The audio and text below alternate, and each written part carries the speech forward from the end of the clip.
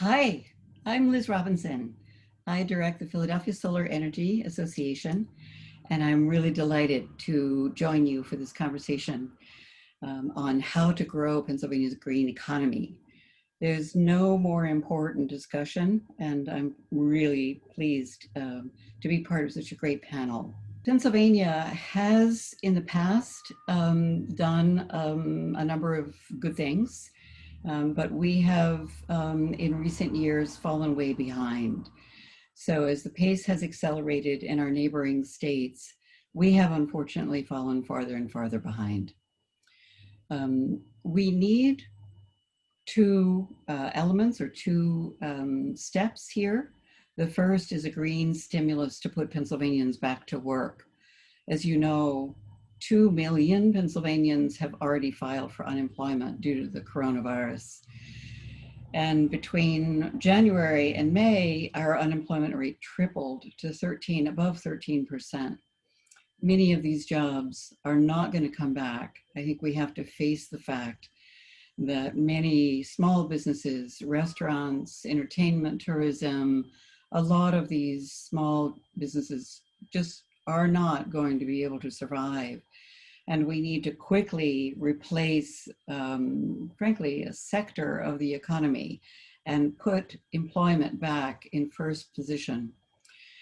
Many wonderful things about the clean energy economy, but one of them is that it is the most job-intensive form of energy.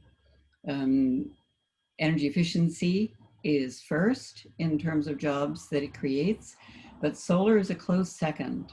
And frankly, these are the two sources that Pennsylvania has in abundance that we need to rely on now. So we need to transition to a clean energy economy.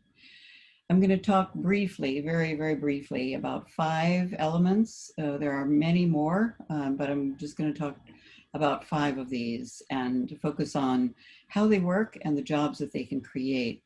I won't have time to cover them all equally, so you'll have to forgive me here for skipping over details. The first is a carbon market. The second is our alternative energy portfolio standard. We also need community solar. Pennsylvania has to modernize our grid, and we need to clean our transportation system. So how are we doing in PA with greenhouse gas emissions? Well, as you can see by this slide, we are very dirty. Pennsylvania is the 3rd dirtiest state in the nation, behind only Texas and California. And so as you can see, we have a very long way to go. The emissions, in terms of where they are in the economy, I like these graphs because they're very simple. The one on the left, this pie chart here on the left, is the United States, and this chart on the right is Pennsylvania. And Pennsylvania is very similar to the United States.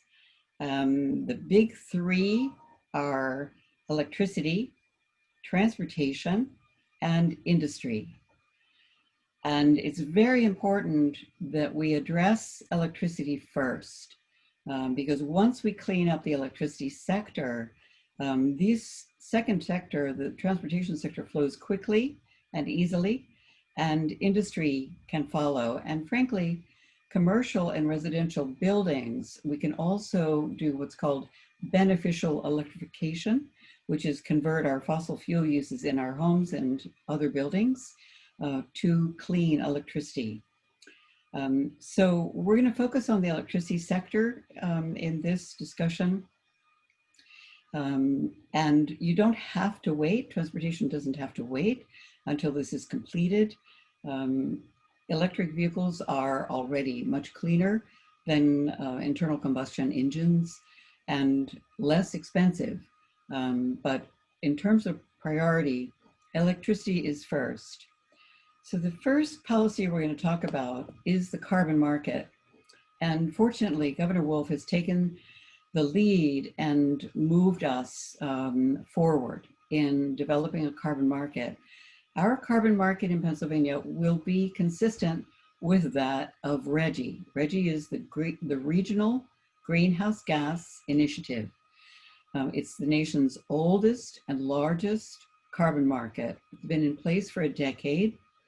And those states that are part of RGGI, which is every state from Maine down to Virginia now, these states have all seen tremendous benefits from the carbon market.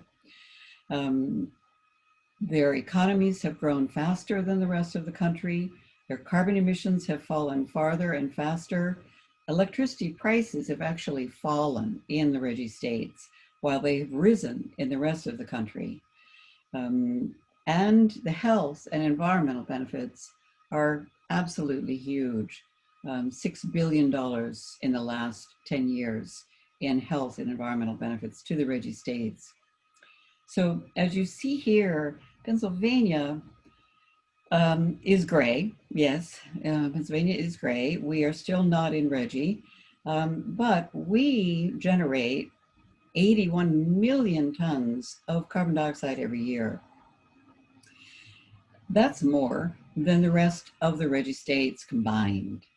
So once Pennsylvania joins RGGI, which we hope will be in January of 2022, we'll be in the market by then, we will see the importance of RGGI essentially double, because it will capture many more emissions in the eastern part of the country.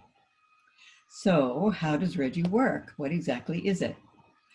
There are different kinds of carbon markets. RGGI is a cap and invest program. It's a voluntary partnership among these states. And the way that it works is you set a cap, the state defines its cap, it sets a cap on its emissions, and then it brings the cap down every year. And you bring the cap down by between 3 and 4 or even more percent every year. If you are an electricity generator and you pollute, if you generate carbon dioxide, you must purchase an allowance for that privilege. So every ton of CO2 that you emit, you must purchase one allowance. RGGI allowances are currently trading at about $5.65 a ton, so they're not expensive.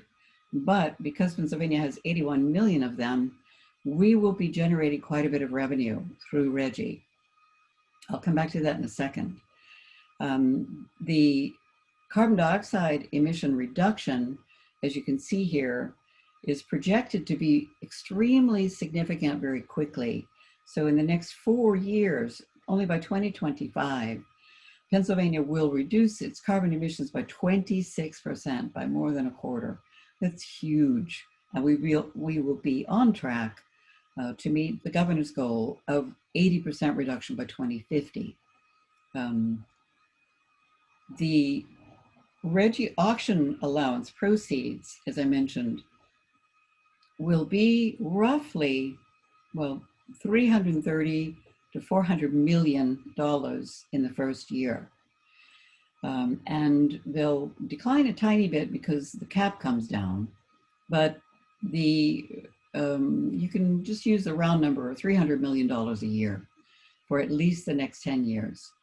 That is the capital, if you will, that we will use to create a clean energy economy in the state. Governor Wolf is doing this using existing law, and the law requires that 100% of the RGGI auction allowance proceeds be spent to improve our air quality. So how do we do that? We invest in energy efficiency, we invest in renewable energy, and clean transportation, carbon sequestration, and other ways to mitigate carbon. So if no one has decided yet, this is completely, to be determined, yet to be determined. But if we model the other states, if we follow the model of the other RGGI states, And we invest very heavily in energy efficiency, renewables, and clean transport. The economic and health impacts of RGGI will be absolutely fabulous. We will create 67,000 new jobs. We will increase our economy by about $2 billion in the next 10 years. The average Pennsylvanian will save money. We will save more than 639 lives. And most of the life saving is by the reduction in respiratory disease. Those of you here in Philly know that we have an asthma epidemic, particularly in low-income communities. And by improving our air quality, we will reduce the severity of asthma and other respiratory illness, providing over $6 billion in health benefits by 2030 in just 10 years. And we will also be reducing the energy burden for low income and environmental justice communities across the state. So RGGI really, frankly, is the engine that is one of the main engines that we need to fuel our clean energy economy. This is the way the Northeast is doing it, and we need to be part of this transition. Another key policy is the Advanced Energy Portfolio Standard. Now, it's hard to believe, but Pennsylvania back in the 90s was considered a leader in clean energy. That's ancient history now. And you can see, once again, Pennsylvania is in gray, and we have fallen behind. So the law that we passed in 2004 required us to use 8% renewables by 2021. We've already essentially reached that. But unless we update this law, we will be stuck in the past.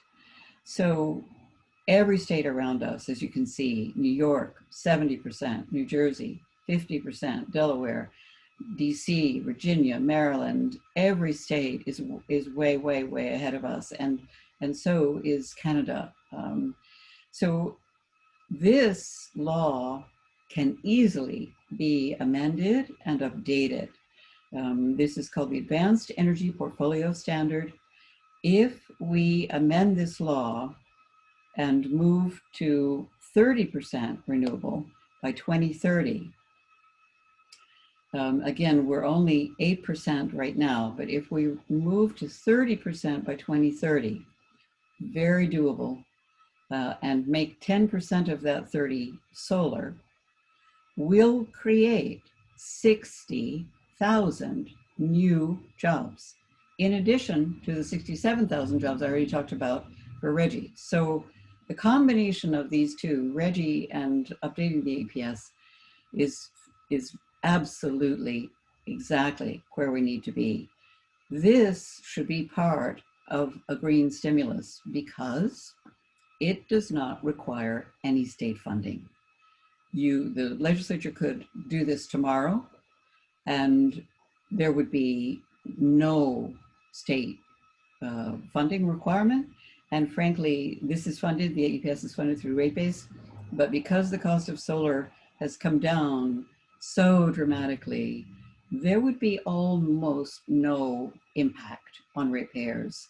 Even when solar was a little more expensive, the impact was tiny. I mean, I think it's $8 a year per customer. It's ridiculous. So it's so small, you would never even find it. The legislation has already been introduced. Senate Bill 600, House Bill 1195. This can easily be done. Sorry, let me move back to the green stimulus. A green stimulus, frankly, the budget that was passed earlier this year is a fiction. COVID has blown a giant hole in it, and the legislature must come back and pass a budget for the state. And part of that has to be a green recovery. We cannot get the state's economy back on track by slashing it again. We've already done that. State government, many parts of state government are slashed beyond where they need to be. So we can't recover by cutting. We have to recover the economy by growing. And we have to be very strategic, and we have to produce jobs. So growing the PA economy through clean energy is the strongest, most reliable, and fastest way to do this job. These are jobs of the future. They cannot be exported to China or anywhere else. They will be throughout the state. And this next bullet, the state, Pennsylvania, frankly, I'll just be frank, has not done a good job in technical training and workforce development in clean energy. I used to direct the Energy Coordinating Agency, and we were the first Green Jobs Training Center in this region, focusing on energy efficiency and solar.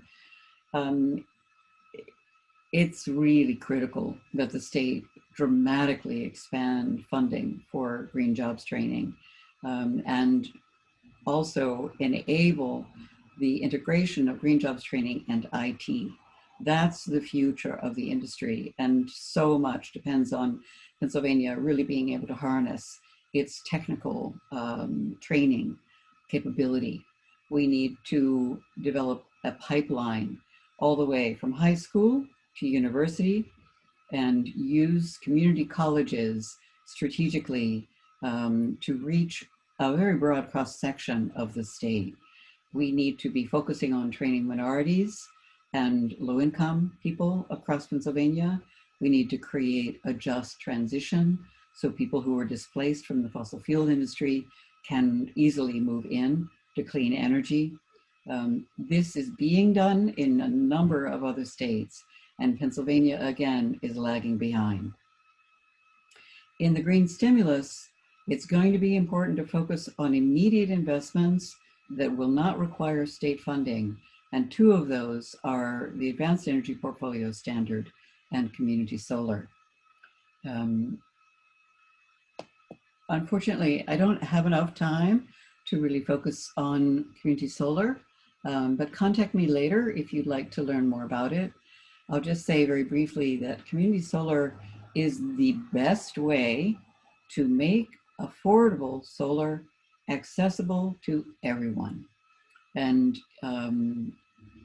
I'd be happy to talk with you offline about it.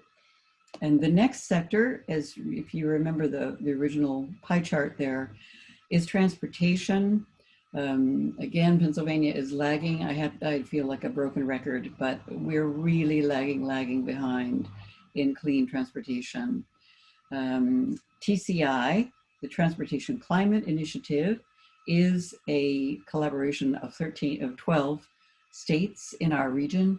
We have joined, so we're part of this planning process, and hopefully this will lead to great things in another year or two. I'll just give you an example. I went to buy an electric vehicle last year, and the vehicle that's best for us is not sold in Pennsylvania. I cannot buy the car that I want in the state. I have to go to New Jersey. So it's not fair. It's not, as I say, unless Pennsylvania gets its feet out of concrete, we will be left in the dust. This is the future. Clean energy is the future. Our jobs depend on it. We need a master plan. You cannot get there. I use the term higgledy-piggledy. Pennsylvania has been, higgledy-piggledy with energy the last decade, more than a decade. We do have, a climate plan, but frankly, it's not really a plan. A plan lays out detailed goals and objectives, each one with a time frame and how how to do it. We don't have this.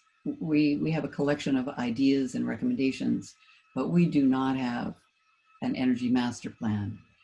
Part of that is modernizing our grid, absolutely essential. Part of that is workforce development, beneficial electrification, how we're going to convert fossil fuel uses, residential commercial space and water heating, for example, to high efficiency electric, how we're going to electrify industrial processes, and how we're going to sequester carbon. It's not realistic to think that we can get rid of all carbon. We need to begin sequestering carbon in soil in Pennsylvania at a very large scale. This will improve the yield of soil, of farms, and frankly, it could be a way to save some of the family farms that we lose every year in Pennsylvania. So there's so much good potential. Just, we have to unleash this, and with your help pushing and your help supporting, we can do it. So if you have any questions that you would like to direct to me, please just email me, or I think there'll be an opportunity coming up soon for you to do that. But here's my contact information, and don't hesitate if you think I can answer your question. And if I don't have the answer, believe me, I'll find it for you. So thank you very much for being part of the clean energy transition. Onward.